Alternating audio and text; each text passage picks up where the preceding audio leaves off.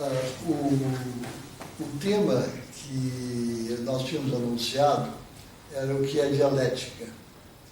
E eu ia falar sobre dialética, só sobre dialética, mas resolvi mudar e enriquecer esse tema, porque a gente quer fazer uma coisa só sobre dialética.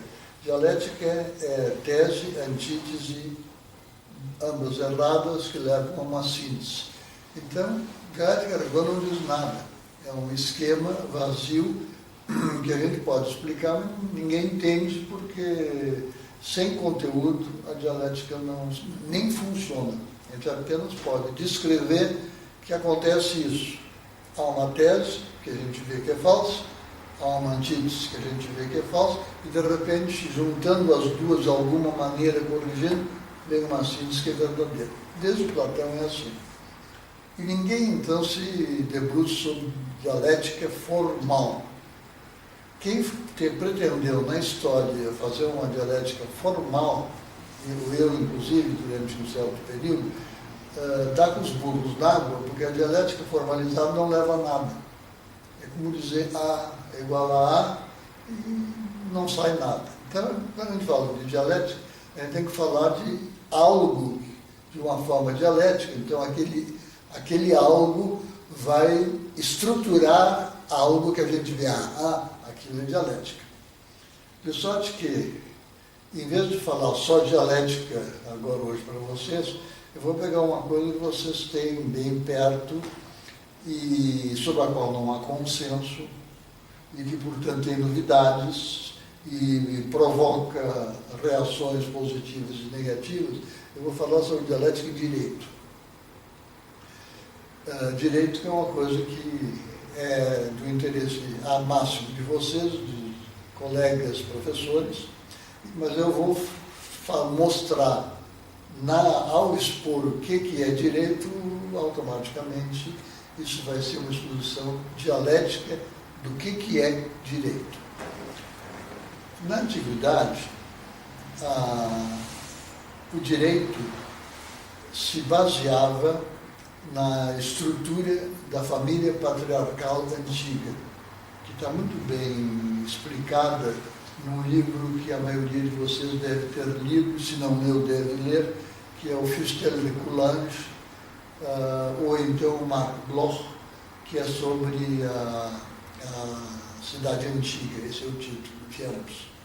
Nesse livro vocês encontram no começo a estrutura da família antiga. Esta família antiga era constituída por um pater, um pai, em torno do qual, ao lado do qual havia uma mulher, às vezes mais de uma mulher, não era necessariamente monogâmico, e os filhos. E eles, então, ocupavam uma terra, e dentro, no meio dessa terra, havia uma casa, hoje nós chamaríamos algo parecido como, pela arquitetura que nós conhecemos de lá, uma coisa parecida com uma oca indígena. E no centro desta oca havia o fogo sagrado da Restia, numa oca indígena, que não pode ser apagado, porque ele roubou o fogo dos deuses e o fogo não pode apagar. Se apaga, a gente morre de frio. Esse patriarca, quando tinha um momento solene, ele fazia uma dança especial. Ele, vestido de branco, em fila, uma primeira mulher, a segunda, se houvesse uma só mulher, e os filhos em ordem decrescente, por idade, todos vestidos de branco, dançavam ao redor do fogo sagrado da Restia. E Restia é aquele fogo que nunca apaga, mas que é um fogão, a gente cozinha também nesse fogo. Naquela hora, na festa, é um altar. Num dia comum, é um fogo. Uma fogueira para assar alimentos. Então o pater dançava em torno deste fogo sagrado, e ao dançar ele fazia a homenagem, a primeira coisa era a homenagem aos deuses antepassados. Os deuses eram os antepassados, então o pai, o avô, o bisavô, que estavam enterrados ali, naquele lugar, embaixo da fogueira. Então, o Deus, nessa família arcaica, não era o pater, não era Lua, Sol, Apolo, não. O Deus eram os antepassados, os deuses. E esses antepassados eram nominados nesta dança. Então, a dança começava, como aliás começa assim Virgílio e começa assim a Odisseia, eu canto os heróis, isso aí começa a Odisseia e começa a Eneida. Arma virum pecanor troiecto que primus abolis, isso aqui é uma coisa que vem lá da antiguidade, mais de 12.000 anos. E o pater, então, cantava a homenagem do pai, do avô, do bisavô, e depois de fazer isso, ele homenageava ainda os presentes, mas uma homenagem diferente. Os deuses estavam lá. Ele agora falava dos presentes, não é homenagear, cumprimentava cada um dos presentes, que eram mulher e filhos, de vez em quando algum hóspede, e depois dessa homenagem, ele cantava as regras que deviam ser seguidas. Então, pela primeira vez agora aqui, nós temos em grego a palavra nomos. E a palavra nomos é a palavra que em grego significa lei. Então, a palavra grega, nomos, é a palavra a partir da qual nós vamos construir o direito. Então, o direito é o cântico. Nomos é canto. Então, a palavra nomos, numa enciclopédia, vai dar, primeiro, significado, canto, segundo significado, homenagem, lei. Homenagem, talvez, terceiro, mas geralmente em segundo lugar, lei. Então, é um cântico e uma lei. Isso aí agora eu estou trazendo por um motivo bastante simples. Até hoje, se a gente não canta, não há lei. Não é lei. Só que, com o decorrer da humanidade, a gente começou a escrever, e a escrita começou a ter valor, então as leis começaram a ser escritas. E a lei, então, era a lei cantada, e aí alguém ia lá e escrevia aquela lei cantada, o canto. O canto recebia um texto. E o que valia era a lei cantada. O canto era só para auxiliar a memória. Isso é uma coisa que vem do ano mínimo 2000 a.C., e se nós agora formos para 1500 depois de Cristo, nós ainda vamos encontrar isso. Quando o Concílio de Trento se reuniu, e pelo primeiro grande concílio, depois de Constantinopla, o primeiro grande concílio de Trento. E o que vai acontecer no Concílio de Trento é que eles fazem uma enorme reforma da igreja, e nessa reforma aparecem uma série de coisas que não existiam antes. Alguns grupos mais zelosos conseguiram maioria e implantaram coisas, decretos do Concílio de Trento, que muita gente não queria. Inclusive, não obedeciam. Até aqui em Porto Alegre, o segundo antecessor do nosso arcebispo, não cumpria. O quê? Duas coisas eu vou citar como exemplo. celibato, o padre não pode casar. 2, o padre não pode ter riqueza tanta que haja heranças. Então, casamento e heranças. Isso, com o Concílio de Trento, 1500 mais ou menos, foi lei. Mas só fica lei quando é cantada. Hoje nós chamamos isso promulgada. Promulgar, na terminologia jurídica de hoje, é aquilo que naquela época era cantar, e em grego se chamava nomos. Então, o que era cantado era lei, e agora, para que se torne lei, tem que ser cantado. Então, o Concílio de Trento, solenemente, em Trento, chamou o Papa e vários arcebispos para cantarem, promulgarem o Concílio de Trento. E ele foi promulgado, o Concílio de Trento foi lido em voz alta e escrito. Só que alguns bispos, muitos, não sei alguns, perceberam que aquilo ia prejudicar. Eu tenho mulher, eu tenho filhos, eu tenho uma baita herança, eu quero dar essa herança para os meus filhos. Então, o que ele fez? Ele voltou para a diocese dele e leu outras partes do Concílio de Trento, sobre a Trindade, sobre graça santificante, e não leu esses trechos, vamos dizer, que afetavam muito a vida deles, como celibato e, principalmente, heranças. E aí, o que acontece? Se o bispo não leu, não estava lendo, porque não foi promulgado. E aí, então, nós tínhamos, e não é no remoto Brasil, que mal tinha sido descoberto, não, século XVI, ali ao lado do Concílio de Trento, nos primeiros 300 quilômetros ali ao redor de Roma, havia vários bispos que não promulgaram o Concílio de Trento, não cantaram nomos, aí não era lei.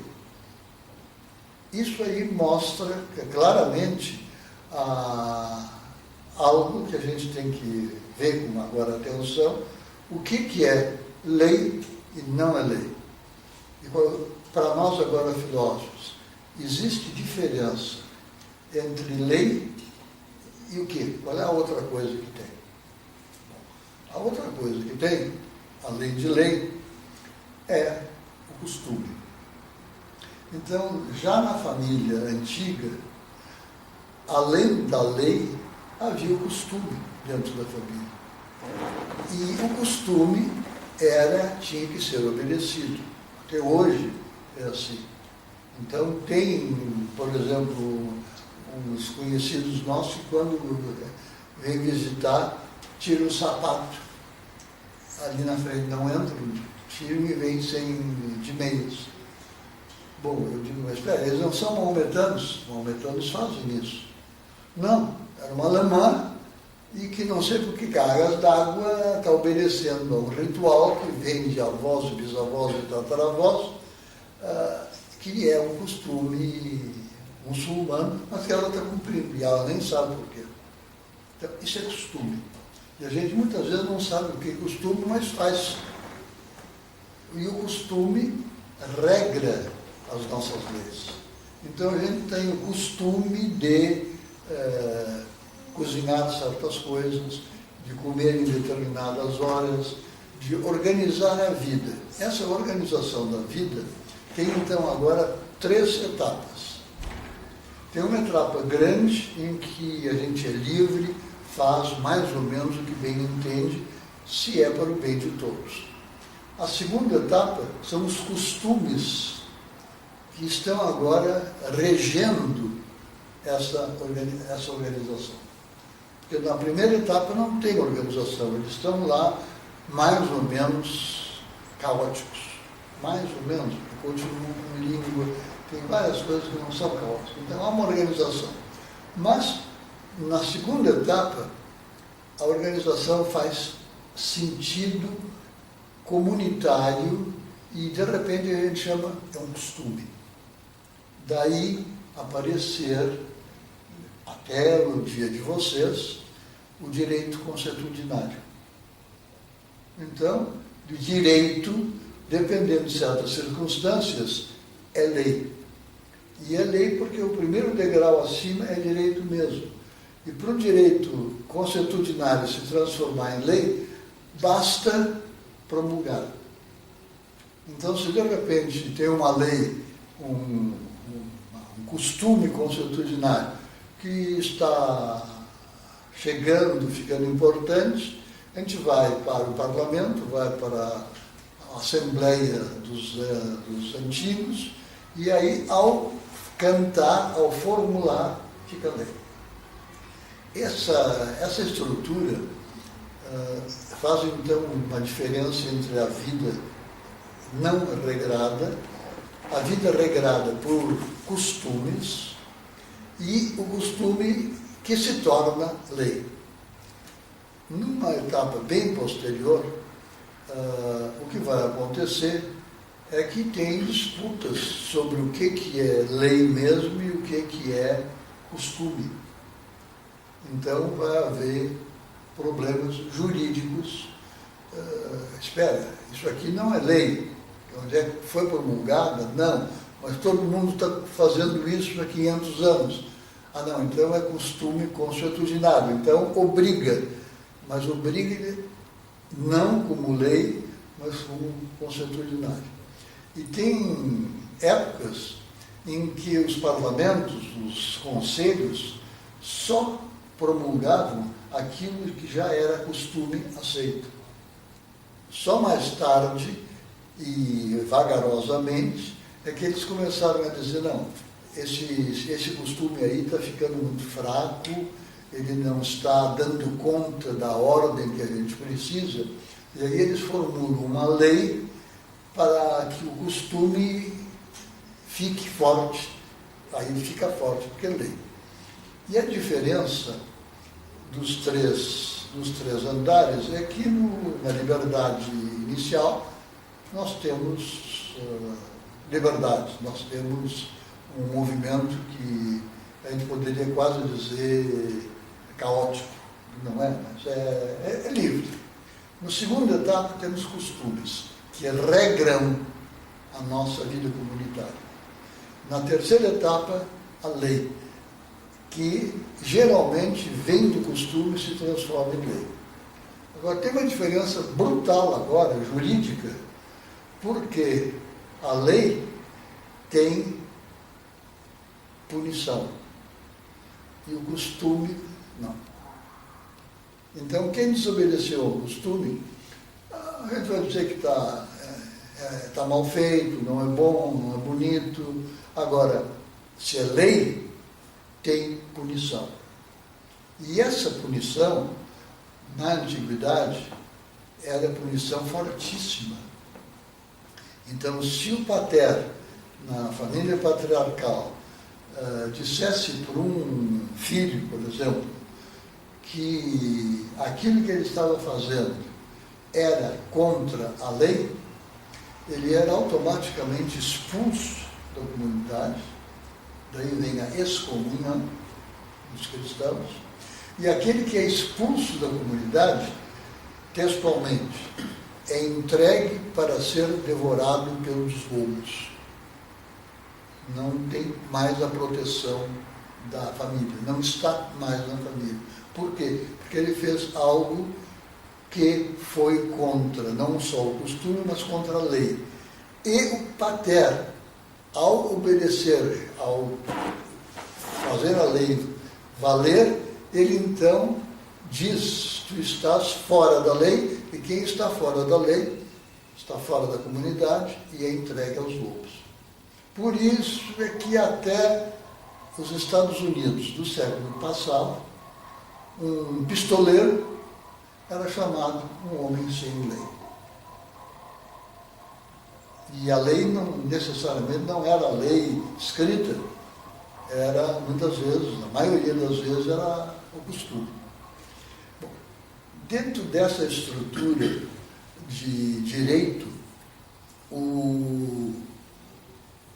se a gente agora olha o direito como ele surgiu e como ele é hoje, a gente vê, olha a diferença entre direito e outras formas de organização. E a gente percebe que até hoje o direito se caracteriza por punição, sendo desobedecida, punição. 2, o direito tem que ser promulgado. Direito não promulgado não é lei. Então hoje a promulgação é escrita. Antigamente a promulgação era feita na Assembleia dos Anciãos, depois ela, na igreja era feito um escrito pelo bispo e era afixada na porta da igreja. Daí até hoje haver lei chamada portaria. As portarias, que são leis, mas leis de pequenas igrejas. Então, afixado na igreja, numa segunda etapa, essa lei foi lida e depois passada para o papel. E ela hoje está no papel, e se uma lei hoje não estiver no papel, ela não é lei. E qual é o papel que existe? Não se bota mais na porta da igreja. Esse papel é publicado em Roma, numa publicação que se chama Acta Apostoli Sedis. No Brasil, se chama Diário Oficial. Então, não está no Diário Oficial, ainda não é lei. E não estando lá na Acta Apostoli Sedis, não é lei canônica, lei da igreja. Então, com isso, nós temos elementos básicos para dizer o que é lei. E vocês reparem que isso aí é dialético, porque de uma coisa passa a outra. Só a convivência de amigos não é coisa muito boa, mas não é um costume. Quando se torna costume, antítese, aí não é mais uma conversa de amigos, é um costume. Quando agora o costume deixa de ser apenas costume e tem que haver algo de mais que o costume, nós vamos ter a lei que é síntese. Também é dialética e ela aparece aqui, cada ponto mais rico que o seguinte. Então, a vida normal, sem regras, ou com pequenas regras, os costumes e a lei escrita promulgada. Reparem que há um jogo dialético em que as três coisas são válidas, mas uma leva a outra e uma substitui a outra. E a síntese conserva as duas, a tese e a antítese, mudando alguma coisa, mas fortalecendo outras. Então, na síntese, que é a lei, como nós hoje entendemos, não tem o escrito. Não tem. Não tem o costume, mas ele está lá. A lei, o costume e a escrita, tudo estão juntos, mas não estão mais separados. Bom, isso aí é dialética. Cada passo da tríade enriquece o passo segundo. E a tese e a antítese, sozinhos, não constituem síntese. Então, só o costume não faz lei. Só viver ali ao Deus dará não é nem costume, nem lei. Tá? Então, vocês reparem, essa estrutura filosófica é a estrutura que vem da antiguidade e que vem até os nossos dias. E, nos nossos dias, o problema da lei, e, portanto, da dialética da lei, eu agora trouxe uma exposição dialética da lei, da origem da lei. A lei nem sempre teve uma explicação filosófica como essa que eu estou dando aqui.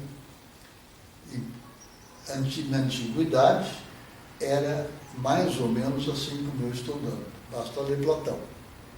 Mas houve épocas, logo depois, século IV a.C., século depois de Cristo, que não precisa haver tanta discussão.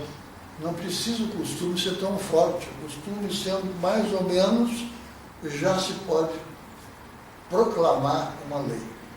E o grande proclamador de leis foi Constantino, que era imperador do Império Romano, com sede em Bizâncio, e ele então, agora, é o criador da Igreja Católica como instituição jurídica, porque antes de Constantino, a Igreja Católica eram grupos consuetudinários que espalhados pelo ex-Império Romano, que estava se transformando no cristianismo. Depois de Constantino, o que vai acontecendo mais e mais é que há uma unificação das leis. Porque como o Império Romano era uma fantástica estrutura universal, era aquilo que nós gostaríamos de ter feito e não conseguimos, que é os Estados Unidos do mundo.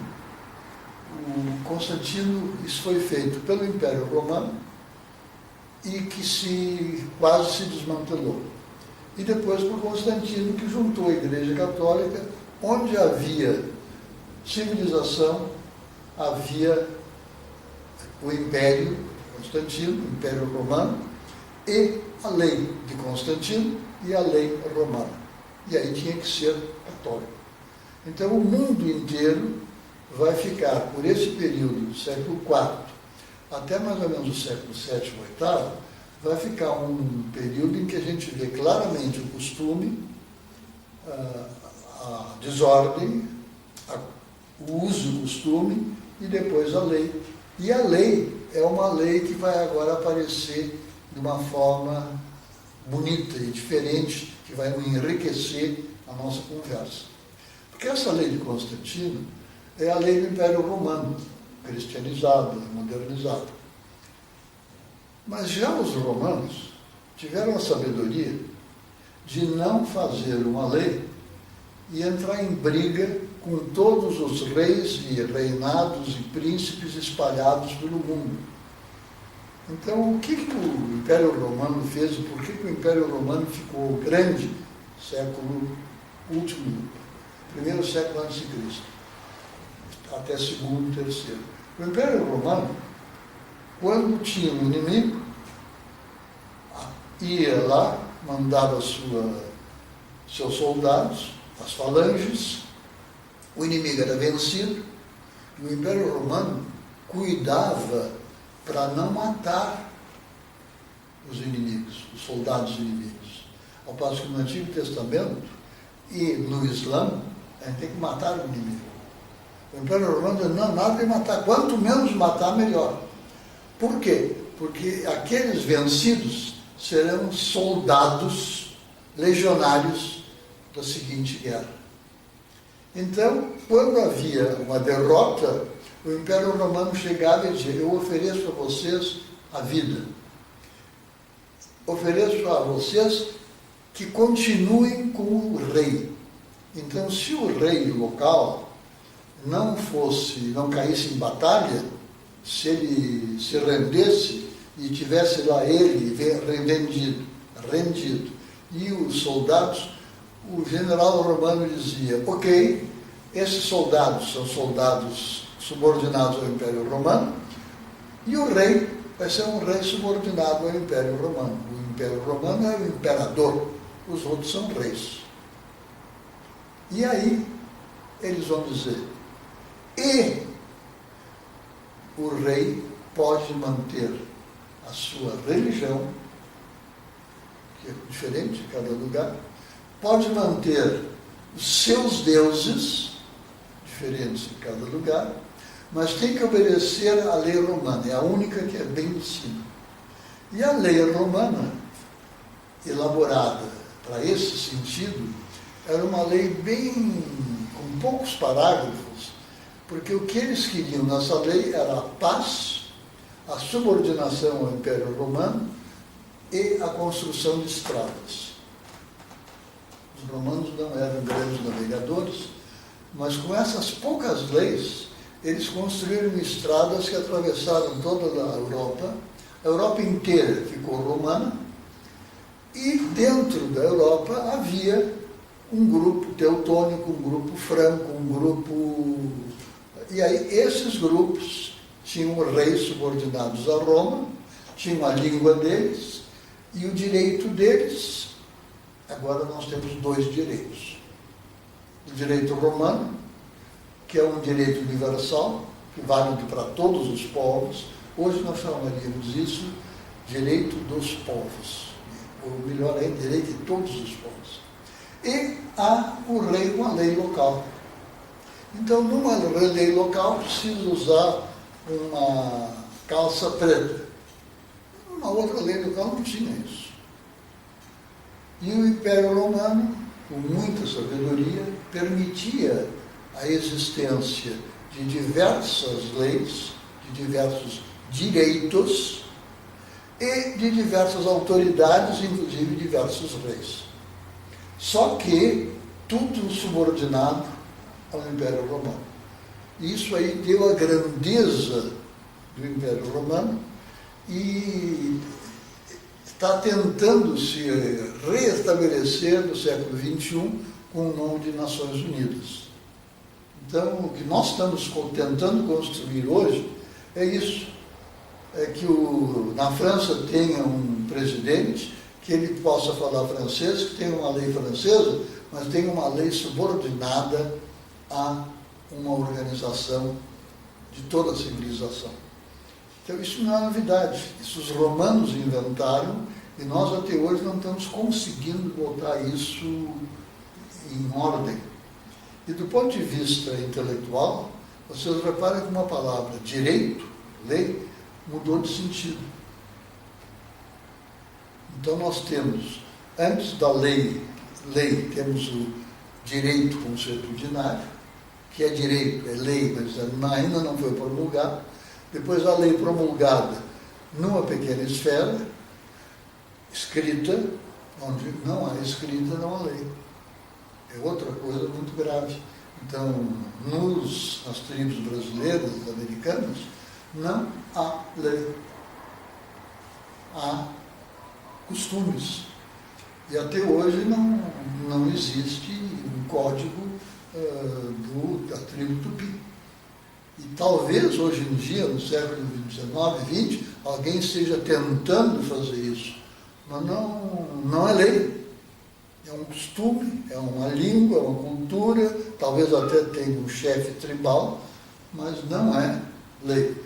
A mesma coisa vale para muitos países árabes.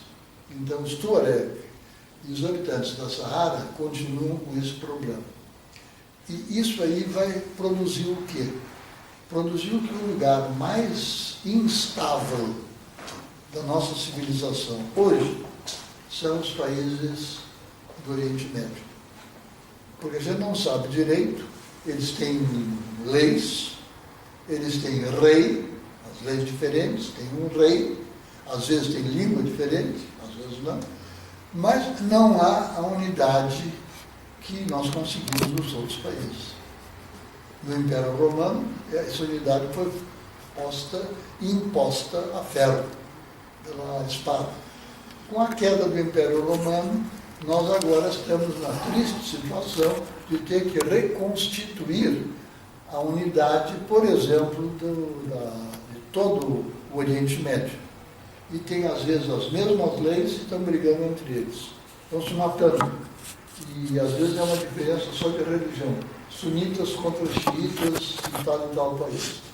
Vocês reparem como, até hoje, nós temos lugares em que isso não funcionou. O que não funcionou? A dialética. Não uma dialética abstrata, mas a dialética concreta que nós aqui estamos fazendo da passagem da anarquia para o costume e do costume para a lei. E isso é tão forte que hoje em dia, se tu pegas um conglomerado humano e mexes nisso, imediatamente vem o caos.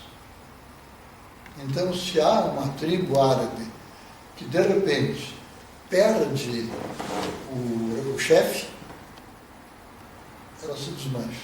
Fica em convulsão e vem um ditador. Ou, se não vem, ela vai se dissolvendo e perde, inclusive, a língua. Perde a cultura. Nós temos grandes culturas que desapareceram por causa disso. Por exemplo, a cultura de Cartago, que era tão importante que os romanos estavam lá lutando, perdendo e ganhando guerras, que Cartago desapareceu completamente. Nós não sabemos que língua eles falam, qual é a lei que eles tinham, desapareceu. E assim desaparecem, até hoje, no Brasil, tribos que, se o governo não está lá restabelecendo isso, essa tribo desaparece. Há pouco tempo eu ouvi de uma tribo que só tinha 3 pessoas. Então, essa estrutura é uma estrutura que a gente agora tem que olhar para ver, nós estamos vendo a estrutura ideal, aquela que é a correta, aquela que leva para a sociedade que nós vivemos e que lá de baixo da antiguidade vem vindo a mesma até agora. É fácil agora mostrar quando a negação ocorre, vamos chamar isso de doença, que é uma palavra que não é usada, não nesse sentido. Os médicos usam, a gente usa no dia a dia, mas na filosofia política a gente não usa, no direito ele também não usa. O que é esta desordem? É uma doença. Quando, então, não tem um chefe e, portanto, a tríade se desmancha, é uma sociedade que ficou doente. E se ela não se curar a prazo relativamente curto, ela vai ficar doente e morrer. Aí vocês reparem que esse sentido de doença vai estar na antiguidade, passa e fica cada vez mais ligado às pessoas, em vez de estar ligado aos povos e às culturas. Então, a palavra foi se especializando e hoje a gente fala de doença muito mais ligada à pessoa do que ligada à estrutura dos povos, direito público. No entanto, para nós, pessoas, o que é doença? Doença, para nós, para animais, um cachorro, doença é aquela quebra de ordem. No momento em que eu tenho, em vez de a tese, que é a desordem, depois eu tenho a antítese, e depois eu tenho a síntese que organiza, se essa síntese que organiza se desmancha por algum motivo, eu vou ter 2 coisas em conflito, e elas vão uma matar a outra e nós vamos ter alguém morrendo. Ou então, um médico vai lá e diz, não, isso aqui tem que ser conciliado assim no assado, e em certas vezes eliminado um dos 2 para a gente voltar à síntese, em caso de doença. O homem sadio está aqui. De repente ele aparece com câncer. O câncer não é o sadio não é câncer, o câncer não é sadio. Agora, esse câncer aqui é uma negação. E agora vem o médico e vê, dentro dessa dualidade que está lá na antítese, não havendo síntese, o câncer e o homem se matam. O câncer mata o homem. Se há síntese, o médico opera o câncer, faz quimioterapia e o homem volta para a síntese. É alguém que teve câncer, teve doente, mas voltou a ser o que ele era. Então, reparem que até o conceito de doença é em paralelo ao conceito de político, ao conceito político de organização política. Isso, então, mostra, espalhando agora para o mundo, se existirem outros planetas, outras galáxias, e existirem homens, homúnculos de Marte, essas leis básicas não vão mudar. Então, nós podemos mudar até algumas coisas importantes do Império Romano. Mas tem coisas que não vão mudar. Ou seja, sem essa coerência expressa pelo movimento tese, antítese e síntese, isso dá coerência ao todo. Sem coerência, aquilo fica doente e morre. E se a gente consegue restabelecer a coerência, o jogo de oposição de tese e síntese resulta em algo que é saúde. Então, nós, diariamente, no nosso dia a dia, temos pequenas falhas de síntese. Esse está resfriado. Uma pequena falha de síntese. Temos que mexer aqui em duas coisas. Falta de vitamina B ou frio. Temos que encontrando o remédio, vai para a síntese e está bom.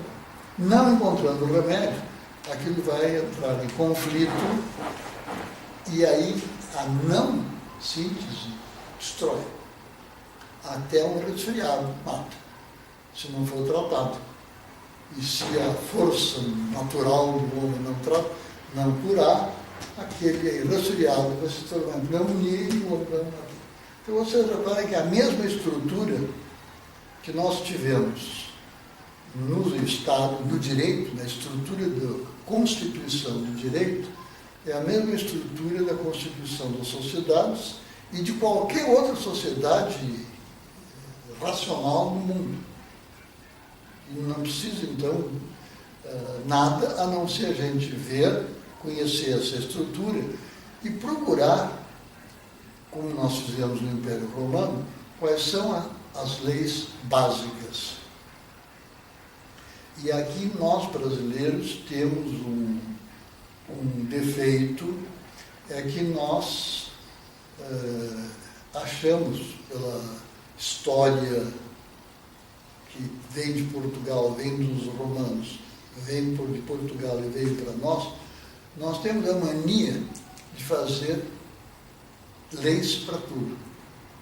E os costumes, que são tão importantes, e às vezes mais importantes que as leis, não são devidamente apreciados. Então, a gente não leva muito a sério o costume. O costume é uma coisa que ficou particular, ficou sem peso. E então a gente inventa e faz leis. Inclusive, nós temos uma série de leis que são contraditórias. E aí, então, vai o Congresso e fica o Congresso fabricando leis.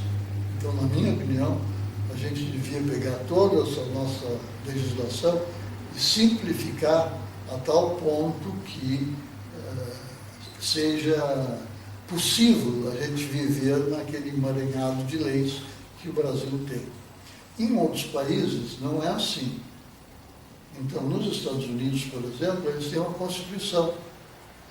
E dessa Constituição, eles vão fazendo deduções pelos julgamentos, e o grande julgamento feito por um grande advogado, juiz americano, de repente, não é uma lei, mas é algo parecido com lei que está sendo obedecido por todos. E nós temos nos Estados Unidos mais ordem legal que no Brasil. E no Brasil, às vezes, não tem nenhuma base constitucionária e vem alguém e faz uma lei. Bom, aí não é de se admirar que a gente não leve a lei a sério. E não levando a sério essa lei banal, a gente começa a não levar a sério as leis importantes. E o conceito de lei fica um conceito fraco. E o direito tem que acompanhar agora o fortalecimento e a fraqueza da lei. Então, tanto o juiz como o advogado vai ter que agora, no Brasil, que não é os Estados Unidos, vai ter que ver agora, tendo 2, 3 leis, um emaranhado de leis, como pôr ordem hierárquica nessa estrutura. E por isso, um bom juiz hoje tem grande dificuldade de fazer sentenças. Sentenças são complicadas. Isso a gente vê especialmente nas sentenças que aconteceram no Supremo Tribunal Federal, no caso do Mensalão. lendo as sentenças, a gente vê como aquilo foi concatenado a partir de princípios. E há outros casos assim, mas menos flagrantes e conhecidos, mas essa estrutura nossa é a estrutura correta. E o fato de nós termos, de novo, democracia, é importantíssimo, porque se não tivéssemos democracia, viria um ditador inventar lei. E iria destruir leis. Iria capaz até de destruir costumes. E aí, às vezes, leva muito tempo para curar. Tem ditaduras que são duras. E tem ditaduras que são tão pavorosas que a gente nem pode falar. Hitler, Stalin. Então, democracia é um resultado dessa elucubração que nós fizemos. E isso aí só funciona se existe direito. E esse direito é um direito que afeta todos os homens. Agora afeta mais os juízes e os fazedores de lei, que são os deputados. Afeta logo embaixo os juízes e um pouco mais embaixo os advogados, que estão lá para interpretar e dizer está faltando aqui uma interpretação, aqui falta às vezes uma vírgula. E isso aí é o trabalho do direito. E esse trabalho, todo ele trabalha, funciona sempre com tese, antítese, síntese. Muito obrigado pela atenção.